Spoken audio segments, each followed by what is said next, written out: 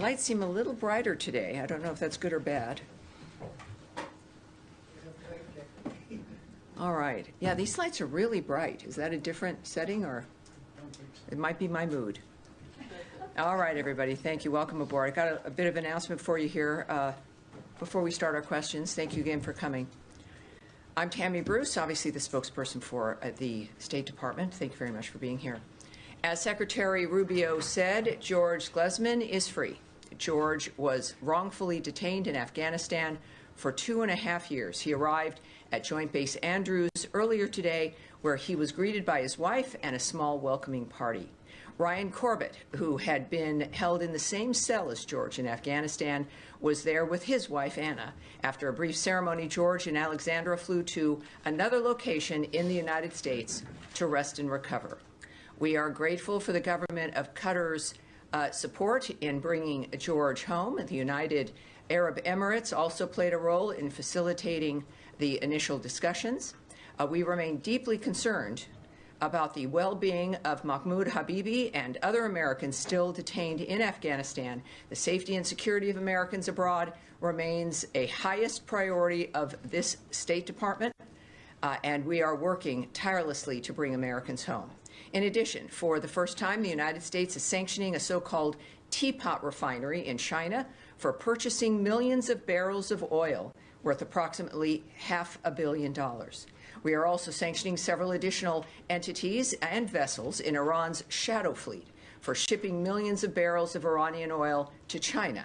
Iran's behavior across the globe threatens U.S. national security interests.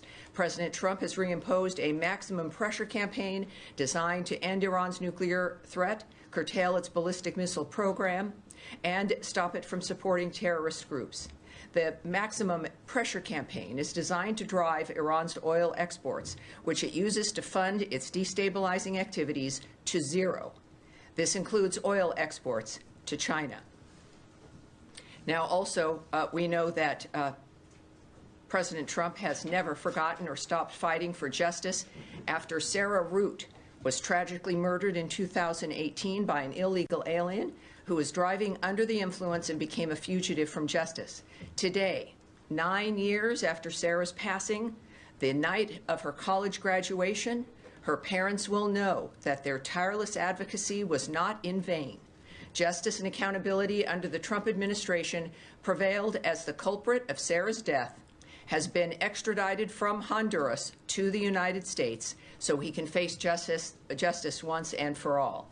I want to express, this is the Secretary's statement, he wants to express his gratitude to the Honduran government for their cooperation in this extradition. So that is a statement that's been on the record from the Secretary of State, Marco Rubio, about this excellent turn of events regarding Sarah and the justice now that her parents and her family will be able to enjoy. And I would like to open it up for questions, thinking you might have some. Yes, sir. Oh, Matt. I wanted to just make sure he was watching and listening, Matt Lee. I was actually going to say that I don't really have anything to big I psychically could tell because the page in front of you, sir, is blank. So let's do something different. We'll come back to Matt so he can recover. Yes, sir. Never think of usurping Matt. And let's also do, for people who are watching at home, obviously my fourth briefing. At some point, I won't keep numbering them, but a lot of new people keep watching every time, and it's the American people wanting to get a sense of what is on your minds, what we're doing, and I look forward to doing that. So let's go. 2 questions for you. First off, hope you're doing well. Thank you. Yesterday, the interesting combination of Elizabeth Warren and Joe Wilson sent a letter to Secretaries Rubio and Bessent inquiring about the possible unwinding of broad sanctions on Syria, including investment sanctions, which leads to the question, where does the State Department stand right now on Syria? Is it more the European flavor of kind of opening up the arms a little bit? Is it Israel's view of staying away? It's too dangerous right now. If you can give an overview, it'd be great. I can give you a little bit, certainly. I don't know if a full overview or not, but we are monitoring the Syrian interim authorities' actions in general across a number of issues as we determine and think about the future U.S. policy for Syria. We also continue to call for an inclusive civilian-led government that can ensure national institutions are effective, responsive, and representative. Local ownership and broad societal support is necessary for stability in Syria and the region, as recent deadly violence on the coast demonstrated. Long-term stability and prosperity for the people of Syria requires a government that protects all Syrians equally. Ultimately, the United States wants a Syria that lives in peace with its neighbors, respects human rights, and prohibits terrorists from using its territory as a safe haven. Clear designs there, clear parameters, easy to understand, and we're watching to see how they behave and how they react. Second question for you. U.S.-South Africa relations obviously not good right now after declaring the ambassador persona non grata. A new issue arising now, the South African presidency putting pressure on the Johannesburg City Council not to move forward with an effort to rename the street upon which the U.S. consulate resides in honor of a Palestinian hijacker. That move by the South African presidency, is that as a result of direct pressure from the State Department, or is that being done on their own volition to try to mend fences? Well, we have seen the reporting on the issue, and we don't comment on internal deliberations between really any city and its government, certainly the city of Johannesburg and the government in this case of South Africa. And perhaps South Africa would refer you to Johannesburg or South Africa for more details. But that's what I have for you. State, did state get involved in any manner on this? That's what I have for you. Okay, thank you. All right, Matt Lee, who's still, he's scrolling. He's scrolling. I'm trying to find something and I can't find it. Well, welcome to my world. Yes, Nadia. Thank you, Sammy. Two questions. On Sudan first, the army has took over the presidential palace. Do you see a change on the ground, and what is the U.S. position regarding this development? And second, on Gaza, the Israelis are declaring that they want to annex Gaza, or parts of Gaza at least. Is there any new initiative to bring them back to the negotiation table for the ceasefire? Well, first on your first question, the SAF, the Sudanese Armed Forces, they have retaken the presidential palace in Khartoum. The ongoing fighting in Khartoum further underscores the devastating consequences of the conflict for the people of Sudan, and we continue to urge the warring parties to cease hostilities and facilitate the safe, unhindered movement of life-saving humanitarian assistance. So, we're watching that. I think the world should be. Much of it is watching that situation, and that seems to be an important event. But we're watching and we're aware of it. As far as Gaza, look, we're still dealing with the efforts to have a ceasefire, which we had and was courtesy of Hamas, broken because of their lack of action on the parameters of the ceasefire itself. We, of course, stand by our ally Israel, as I mentioned, every day, happily so. And I certainly won't comment on or speculate on other hypotheses of what people think is going or not going to happen. I think the main goal is, humanitarian supplies, the nature of the violence stopping. That is the sole focus of the nature of where we're at this point. I'm going to, well, I don't know. Can I follow up on it? I'll get back to you, Said. Let's keep going here. So today was This is your last chance. Yes, sir. Today was supposed to be the deadline for the visa review that was called for in the executive order. There's some indication that deadline may have actually been extended. Can you shed any light on that? I can tell you that the deadline is now not today. Okay. I can't tell you the specifics, but it's don't expect that to be that today is a day that something will have to come out. Of course, what we do know is that what I can say to you is that the Department of State is committed to protecting our nation and its citizens by upholding the highest standards of national security and public safety through our visa process. As laid out by Trump's executive order, which is what initiated this dynamic, the visa adjudication process must ensure that U.S.-bound foreign travelers do not pose a threat to the national security and public safety of the United States. This was obviously a huge discussion on September 12th, 2001. And this is an issue that Americans care about and the nation's safety requires. The department, however, does not comment on internal deliberations or communications to the extent where, at least I can tell you that the deadline is not today.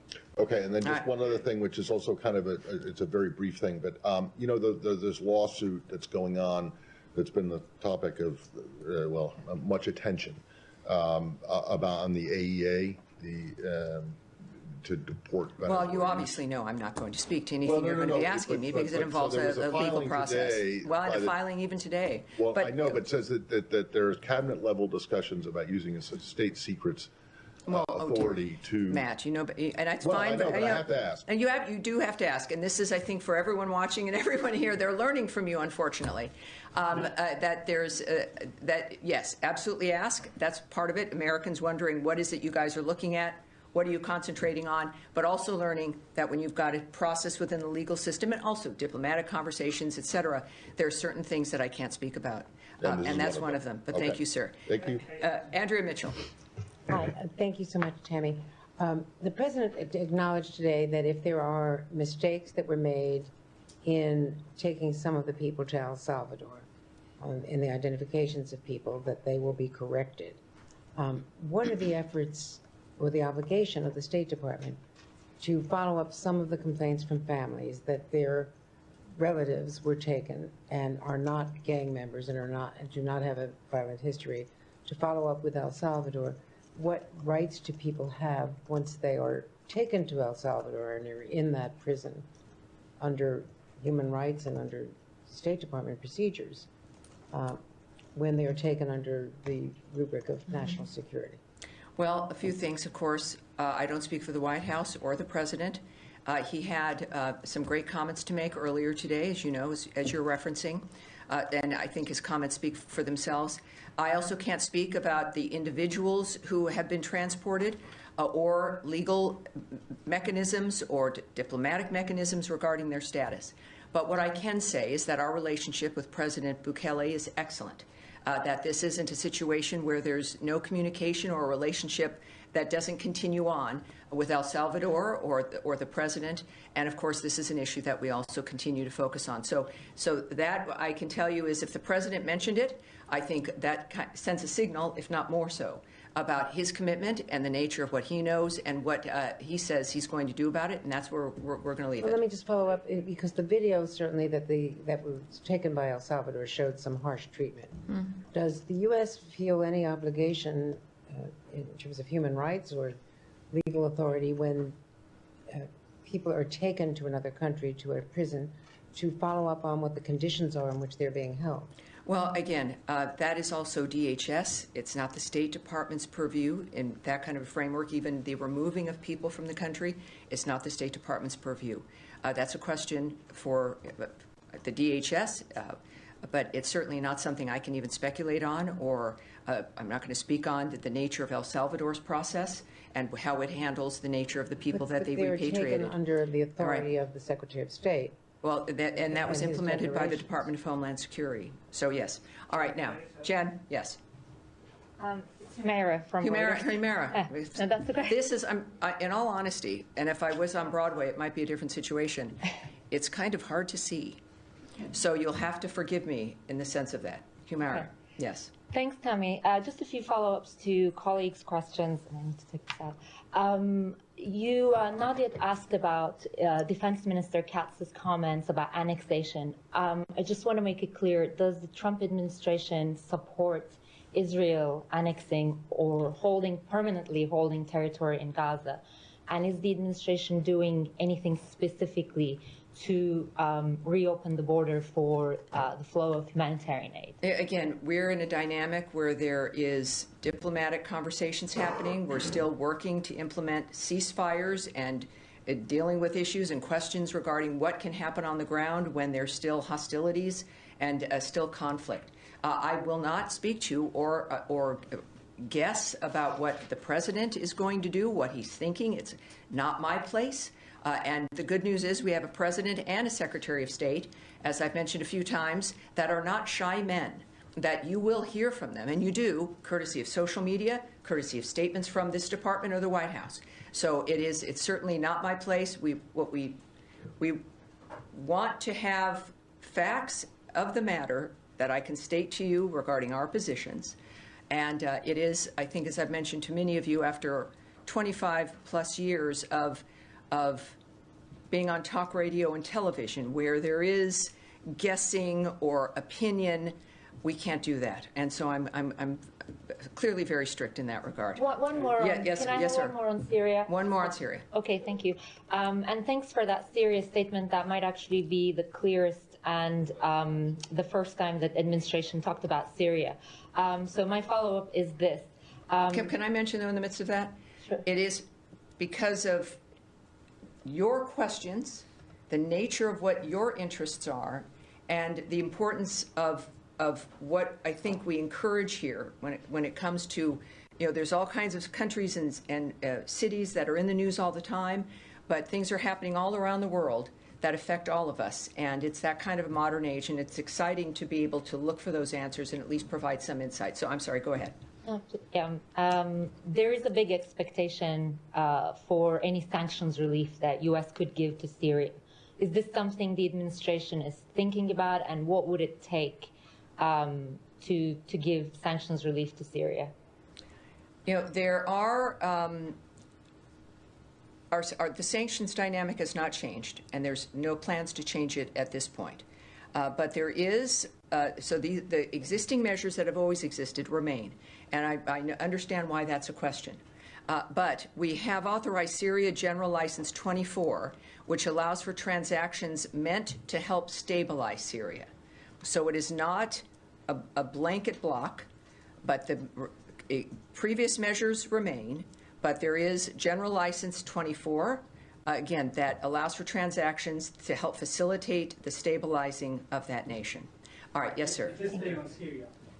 You speak a little bit on Syria. I was wondering what's the State Department assessment on the new Syrian constitution that was drafted by the interim authority, which the draft was rejected by the minority groups, and they are saying that it has grants likely no rights of these minority groups, like Kurds and Druze. So one thing I can tell you, we are following developments that Ahmed al-Shara signed, signed a so-called constitutional declaration, and note concerns expressed around consolidation of power by al-Shara. We continue to call, as I've mentioned in my first part of my statement, for an inclusive, civilian-led government to ensure national institutions are effective, responsive, legitimate, and representative. And we are continuing to watch the interim authorities' actions to see if they guarantee equal rights and treatment for all Syrians and preserve individual freedoms as outlined in that constitutional declaration. So we continue to watch, and I think that will bear out the nature of what it is we're dealing with. Bottom line, we continue to stand with the people of Syria. And a question on Iran. You spoke about Iran too, and that the policy of this administration is very clear. I'm sorry, I'm not here. Can you start again, please? Yeah, sure. You spoke about Iran, and I think that the policy of this administration towards Iran is pretty much clear. But the Iranian has rejected direct talks with you. But my question is that what other options are on the table when it comes to Iran and make Iran that not pursuing getting a nuclear weapons? Well, certainly sanctions, as we have applied, to say the least. Iran's behavior, as we know, across the globe threatens U.S. national interests, which is why President Trump has reimposed the maximum pressure campaign designated to end Iran's nuclear threat, curtail its ballistic missile program, and stop it from supporting terrorist groups. The president has made clear Iran can never have a nuclear weapon. And that includes, again, the sanctions of nations that are assisting that framework, the sanctions, again, on a company regarding China. And there's a number of things diplomatically that can be done. This administration has been very effective in that regard, considering their position regarding stopping malign behavior while also believing that wars have to end, to say the least. All right. Yes, Saeed, you asked before. Keep going. Thank you, Tammy. Just to follow up on the annexation issue, because it's a big issue. It's been the American position, the steadfast official position, that no to reoccupying Gaza and definitely no to annexation. So do you feel that the U.S. is going to stick to this policy, or there's going to be some change regarding this issue? And then I have a follow-up on the humanitarian situation. Well, and I know you ask, and I appreciate your passion and asking about the humanitarian situation. That's what we all think about. You know, we think about it here at State in a certain fashion, and you do yours. But again, when we think about rumors or suggestions or hypotheses or things talked about in the media is not a basis for my commentary about whether or not something is or is not going to happen. What I've expressed to you what we do know is what is public and what is the policy of this administration, certainly that Secretary Rubio is committed to, which is ending bloodshed. Now, so there's the talk about annexing things, or that is, if anything, for those of you who care about these issues, it is a distraction to move past the nature of what's going on now with one cause, which is Hamas's attitude and actions. And while we have to deal with what is continuing and not happening because of their choices, we are continuing to try to stop that. So it's interesting that we can continue to keep in light, sir, just a minute, keep in our minds the nature of what's in front of us, which is still to stop the wholesale slaughter of people, the use of other individuals as human shields, the general chaos that causes, and the fact that there are ways to stop it. And that's what we're working on now. But others, perhaps, they want us to always talk about something else to get people distracted about that thing, so you stop looking at what is the thing that we need to deal with immediately. And I look to the Trump administration and to Secretary Rubio as examples of keeping their eyes on the prize and working methodically in this moment to get us to where we need to go. Just right. to follow. Yeah. Well, yes. Go ahead. We're going to switch topics, so if you want to stay on the region. Well, all right. Well, thank you. We'll stay on the region then. Yes, sir.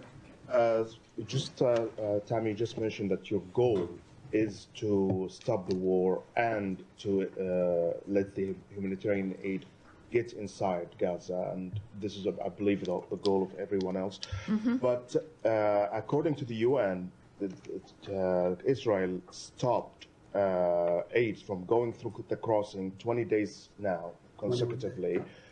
This is the longest since October 7, and this happened before the renewed airstrikes now. So there was no military operations in the region that prevent aid from going in. Do you feel that this is a collective punishment for Palestinians in Gaza to force Hamas to give some concessions? And is this acceptable? Well, when you're asking me if I feel something, obviously I'm not going to go into a soliloquy of what I feel. What I can tell you is I also won't speak about a hypothetical or a separate report of what has happened with Israel. You would need to ask the Israeli government about if something occurred that you believe occurred or want clarity on. I don't speak for the Israeli government or for their prime minister. I speak for the U.S. State Department that has an interest in it. But you're asking a question we probably could discuss over dinner. But that's not a question for this podium or for what we are discussing here. What we do know, there are certain things that are facts of the matter, is that Hamas has put Israel and the world and the Gazan people in this position because of the madness, the savagery that they decided would be a good thing to do. I don't know what they thought would occur, but it perhaps is not what has occurred, which is a unity around the world after we saw that atrocity on October 7th. What we also, though, have done for everyone affected as a global issue, certainly first the Gazan people, the Israelis, etc., but as a global unified effort, is to stop the carnage. It's a meat grinder. It's people being used by others who just seem to certainly they're not focused on peace at the end. It is Hamas who needs to be asked certain questions about why this continues, because this has been their choice. There has been elements that have been agreed upon, other steps that the world came together to facilitate that the United States was committed to, and they still abandoned it. Idan Alexander, when we talk about hostages who have been released or killers of Americans who've been extradited, there is an American who is still being held. The bodies of the dead being held. That is what is in front of us. This is what needs to be stopped. And that is what we're committed to. Yes, sir. My question, with the glasses there in the back. Yeah. No, right, the gentleman in front of you, sir. Yeah. So thank you. Daniele Compatangelo for Italian LA7. Yes. A question still about the meeting. If you confirm the meeting with the Israeli and the Americans next week here at the State Department and the White House, and if so, about Iran is going to be. That's from a report on Axios. So can you, if it's true, can you give us some nice ending phrase there. Yeah, can you give us some insight of what we're going to see? No. Or what? If this is at the White House, as you suggest, well, I can't tell you what's going to happen at the White House, and I won't be confirming any meetings in this regard. All right. Now you're ready, right? Let's do it. Thank you, Tammy. You got questions about this on Monday. It will have been almost a week since there was the announcement about termination of funds to US AGM broadcasters such as Voice of America and other grantees. As a senator, Secretary Rubio was supportive of the US grantee broadcaster Radio Free Asia. He protected it from cutbacks in the past. Does he want to revive the funding for Radio Free Asia, which broadcasts into countries like China, Cambodia, and Vietnam? And is he aware that due to the funding termination, a number of the journalists who work for Radio Free Asia are potentially could face deportation back to countries like China and Vietnam, where they may face imprisonment as a consequence of the reporting work that they've done for the US government by working for this outlet? And the same goes for Voice of America journalists, who also risk deportation back to countries such as Russia, Myanmar, Belarus, China, and Vietnam. Do you have a comment? Well, I did have that question, and I have the question out to the Secretary. It's something that I'm following up with as well. It has been a story, understandably. You're interested in the answers to this. So I'm going directly to him. He's a busy guy, but I'm going to continue to look for that from him. What I can tell you also, though, is that we're reducing, clearly, he was elected in large part to reduce the federal bureaucracy, right? It's about waste and fraud, mismanagement.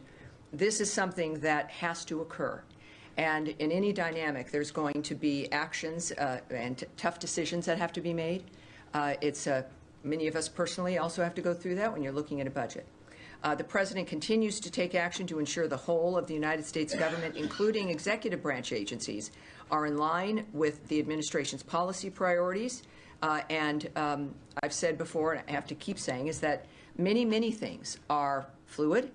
And it's why it's good why you're here and why now we're doing this, 3 days a week. But also when we address the issue, as I asked about the issue of visas, there are people who are reporting certain things, and like in any situation, if you're in the United States and you have to leave, you can also apply for asylum. If you are in a situation where you believe you're returning to your home country, puts you at significant risk. We have clearly procedures where you can apply for asylum, and that is certainly if someone is coming from that workplace or some other situation, that's something that people can do. If you have a visa, and every situation is different. That's why we don't discuss individual visa dynamics. But if someone is here and it is a work visa, and their employment is ended, there's a period of time. It's like any other visa dynamic for anyone who holds a visa, and you can learn about that at state.gov. You can talk to, there's a whole host of people that can help you. And I would guess if you're here on a work visa, that was probably a complicated, semi-complicated procedure. And so you're aware of these things. And so this is what is obvious for anyone in this kind of a situation, especially for those worried about the nature of reporting or a dynamic where they're concerned about returning. There are options like that, and that, again, is a very basic situation for everyone in that kind of a situation. Yes, sir. Thank you, Tammy. I will follow up on Iran very quickly, then I'll move to Ukraine, if you please indulge me. Sure. You started highlighting some of the tools in your toolkit on Iran sanctions. I want to ask about a particular sanction law. Is a law of the land, which is called the Mahsa Act, which requires the administration to target Iranian leadership for their gross human rights violations. Is this administration willing to implement the Mahsa Act? Is this administration what? Willing to implement the act. Well, I'm not, that would take me knowing what their thoughts are or discussing what diplomatic considerations are, issues that I'm certainly not going to speculate on. That's a hypothetical for the most part, and I can't do that. Thank you. Yes, Moving to Ukraine, if I may. Very quickly, Tammy, on Ukraine. I was hoping you could fill us in on the delegation is headed to Saudi Arabia. I know one of them is... Wait, you're going to have to, so maybe his mic can come up. Start again. Yeah, sure. Maybe a little bit more slowly, too. Absolutely. I was hoping you could fill us in on the delegation is headed to Saudi Arabia to discuss Ukraine. Michael Anton from this building is a part of the team. Anyone else you could mention, please? And also any reaction to overnight assault on Ukraine from Russia? I'm not going to speak about the particular individuals on the teams. All right? It is senior officials. It's not principals. But that's what we have. I think it's inappropriate to discuss certainly personnel, let alone senior officials who might be on a negotiation team. Yeah, it's a dynamic that clearly we'll get the results from. We'll see the details, and then we can make some assessments about perhaps who was involved and where we go next. All right, now at the end of the row here, yes, ma'am, go ahead, please. My question is on Afghanistan. After 4 years, for first time, American delegate traveled to Kabul yesterday and discussed with the Taliban senior leader. My question is, does it mean the new diplomatic approach from United States towards Taliban? And can you clarify, aside that releasing American hostage, what other topics were discussed in this meeting with Taliban? Well, I wasn't at the meeting with the Taliban. Even if I was, I wouldn't give you any details. If there was, certainly these are diplomatic considerations, and we have what the main end result, which I think is the North Star of this framework, is that an American is home. So that's what we have to care about. In the meantime, I think that there's a general series of issues that we're dealing with, but keep encouraging you to think about the nature of the subjects that are in front of us, that we're working on, that are steps in longer processes to not just keep Americans safe and get Americans home, but to change the condition of the world that's in front of us.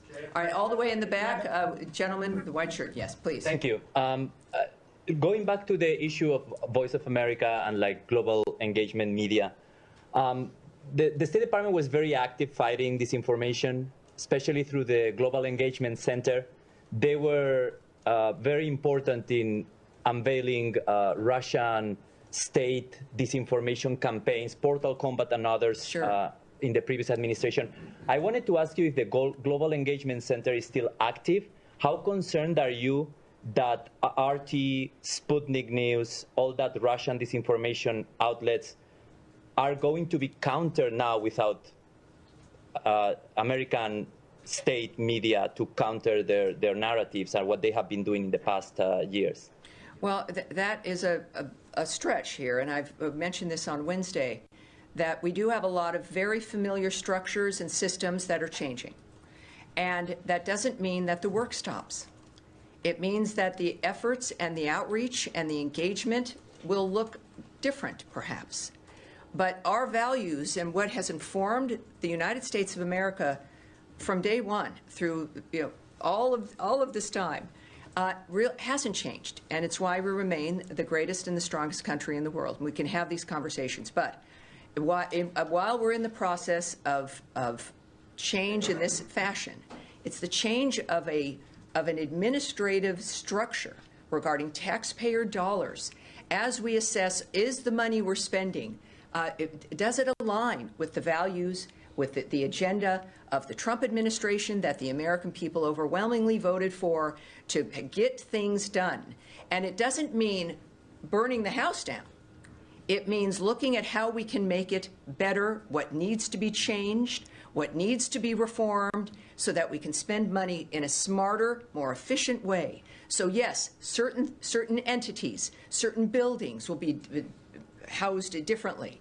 Certain attitudes will perhaps change. But the goals and the attitude and the values of the United States not only haven't changed, they've been highlighted by the election of Donald Trump, a man who has brought back the notion of the idea that any American should be forgotten, that there should be no forgotten man or woman, that we have a responsibility to the world, but not in participating and facilitating wars, in doing things new and in a different way, and that includes within the structure of this government and how we apply our values. So I would argue that this is not it's not a retreat. quite the opposite. This is a preparation to continue the work in a smarter, stronger way. All right, we'll take one more question. Yes, Alex. Thank you so much, Jimmy. If I could just follow up on my colleagues' questions, could you take us through the choreography of this weekend at these technical talks? Is it over multiple days? How are they dividing up the two different countries? And then I'll have a follow-up on the Taliban question as well. Yes, this is held very close. This is all very serious, and so I'm not going to answer the details of how it's unfolding. When this is complete, I will pursue the nature of getting some answers and the specifics for that for you. And I do believe one thing I can say is, like with everything with President Trump and Secretary Rubio, things happen quickly. So I would suspect that we will have answers on this very soon. Thank you. And then in terms of just the Taliban, and that was an unusual meeting. It wasn't just Adam Bowler, who's in charge of getting hostages out, but he was joined by Zalmay Khalilzad. Does he have a formal role within the Trump administration? And Palestinian-American billionaire Bashar al-Masri was also there. Can you clarify both their roles? Yes. There is no one with an official government role, the gentleman you mentioned. This was certainly not a negotiation. There was no swap made. There was no thing given to accomplish this. As a matter of fact, other hostages from Afghanistan were released on the day of Trump's inauguration, so a little bit afternoon on the 20th. So I think this is, in addition to terrific envoys who know how to handle this situation, it is also the impact of a strong America led by a man who is known to do what he needs to do to accomplish his mission. And that is, I think, often an unusual situation. So I hope that answers your question. Why were they there if they don't have official roles? Well, I can't speculate on that. That's something, though, at some point. But I certainly am not in a position to speculate about why they were. Yes, ma'am, the white jacket, and then that's going to be it for today. Sure. After the Istanbul Mayor İmamoğlu's arrest this week, there are indications that Turkish government is now canceling the main opposition party's latest party convention and will appoint a trustee for the main opposition. What is the U.S. government's reaction to this? Because there are opinion reports mentioning that this operation came right after President Trump and Erdogan's phone call. Is this still internal legal process matter in your view? What's your outlet again, by the way? Oh, great, great. Welcome aboard. Well, I can tell you a few things. First, we're following the events in Turkey, as you might imagine, including the reported detention of the Istanbul mayor and a large number of municipal employees, journalists, and other individuals. We would refer you to the government of Turkey for comments on internal judicial matters. And, of course, it is worth reiterating that it's important that Turkey protect the freedoms and human rights of all of its citizens, consistent with the country's constitution and in line with our shared values and democratic traditions. That was for corruption charges, mayor facing, of course, but how about appointing a trustee for the main opposition? Do you have anything on that? Well, if that is going to come up, it's not, again, my place to discuss it or to surmise or to hypothesize either. I think that's going to be it for today. All right, everybody, we will be back on Monday. We will have our briefing on Monday and Friday next week. All right. Thank you, everybody. Thanks for being here. It's a beautiful day out there. Enjoy it.